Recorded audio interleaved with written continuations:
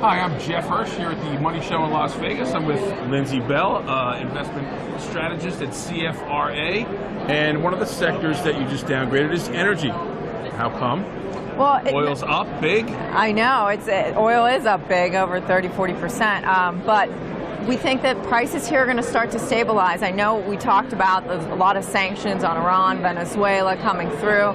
That definitely will help Drone support strikes, carrier troops. I know. In the Gulf. I mean, it definitely helps energy prices, which in turn helps energy companies. Their earnings are very highly correlated. But we revolution in Venezuela. Right, I know, but to be fair, we downgraded from overweight to market weight. So we don't think you should be underweight. We just think that from here it should perform about in line with the overall market. All that geopolitical risk you think is baked into the price of it already?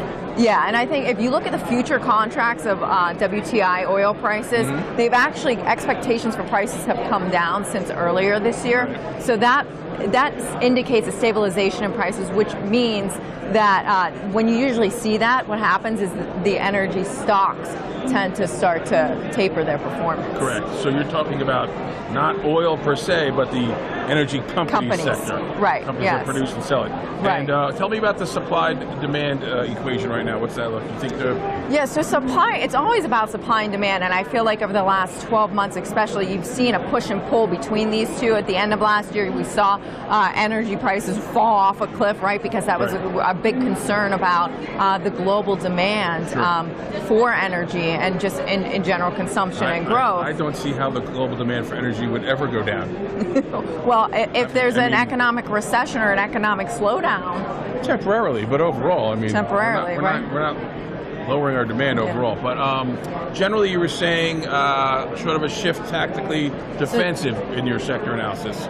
Right, exactly. So that's why we still have some cyclically strong sectors like technology and communication services overweight, but we brought down energy to reflect, we think the majority of the run has been in that. Again, not to say that they're not going to be up this year. We think that the market's going to be up at the end of the year, and so we think that energy can perform in line. And you mentioned staples as well. Yes, staples. So staples we took from underweight to market weight. We saw in the first quarter earnings, a lot of these companies, surprisingly, have been able to push prices through to their consumer. The consumer's feeling really good with the tariffs. Yeah. So yeah, it's been very pricing power has been the president's strategy. Yes, exactly. It's also, from our vantage point, I know Mr. Stovall as well. Seasonally, these defensive moves are appropriate from. Right, exactly. We're going into the summer period, the sell in May period, but it doesn't mean get out of the market. It just means go away. We call it reposition in May, not sell in May. Yes, exactly. That's the way. That's what should be said. Thanks again, Lindsey. Thanks, everyone.